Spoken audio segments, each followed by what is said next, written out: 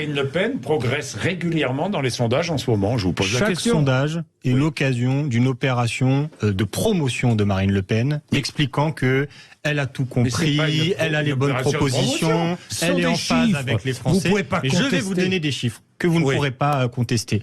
Comme les Français n'ont pas une mémoire de poisson rouge, ils ont l'expérience des sondages et du résultat des élections présidentielles, que ce soit 2012, 2017 ou 2022. Dans ces sondages, systématiquement, ce sont des faits que je dis, Mélenchon est sous-coté, Marine Le Pen est surcotée. Je vous donne des chiffres, on parle de chiffres.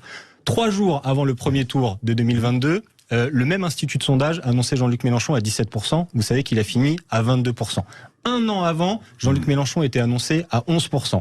1 an et demi avant, il était annoncé à 7%. Et c'est la même chose pour Marine Le Pen dans l'autre sens. En gros, entre un sondage 1 an avant et le résultat qu'elle a fait au premier tour, elle perd à peu près 5 points. Donc, pour des raisons sociologiques, politiques, on peut en débattre, c'est peut-être pas le moment, il y a systématiquement cet effet où Mélenchon est plus bas et Le Pen est plus haut. Et même, j'irai un petit peu plus loin, parce que là, vous parlez du sondage qui est testé avec Édouard Philippe. Mais si on teste les autres candidats putatifs pour représenter la Macronie. Oui, putatif, Bayrou, il ne sera jamais candidat. Voilà, le maire ou Darmanin, je sais pas, le collègue macroniste nous dira ce qui est le plus crédible. Dans cette configuration-là, quel est le second tour? C'est Le Pen et Jean-Luc Mélenchon. Et même mieux, je fais toute l'analyse du sondage.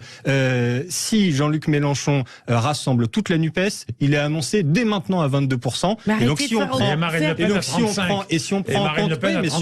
en compte le phénomène dont je parle tout à l'heure de Mélenchon sous-côté, vous n'arrêtez pas de vous déchirer entre vous. Écoutez, la preuve, c'est les électeurs dans le sondage qui disent. Mais vous avez menti, vous avez menti aux électeurs. Non mais je le traite exactement. Je vous ai pas interrompu tout à l'heure, s'il vous plaît. Je le traite exactement comme vous l'avez dit. Il faut le prendre pour l'objet statistique qu'il est, et ensuite on analyse, on commente, etc.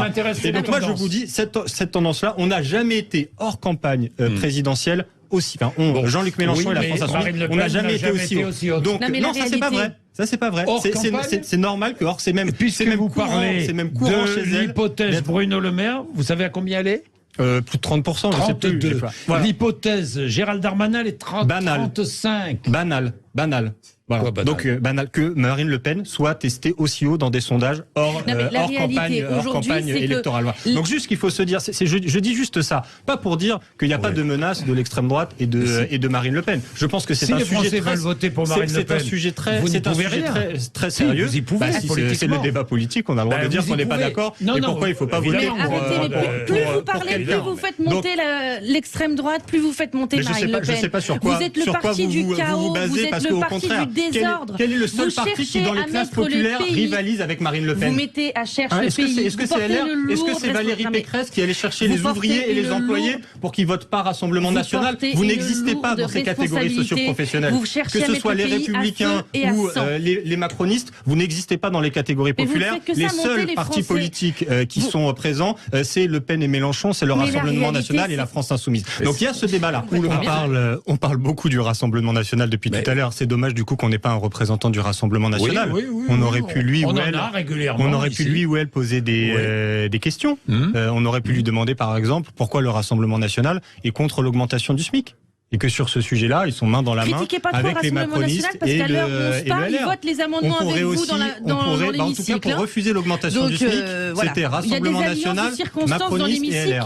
On pourrait leur demander aussi, parce que les gens qui travaillent avec des petits salaires, c'est pas seulement ceux qui sont au SMIC, c'est aussi ceux qui sont autour du salaire médian, qui sont à 1500, 2000. On pourrait leur demander pourquoi est-ce qu'ils refusent l'indexation des salaires sur l'inflation.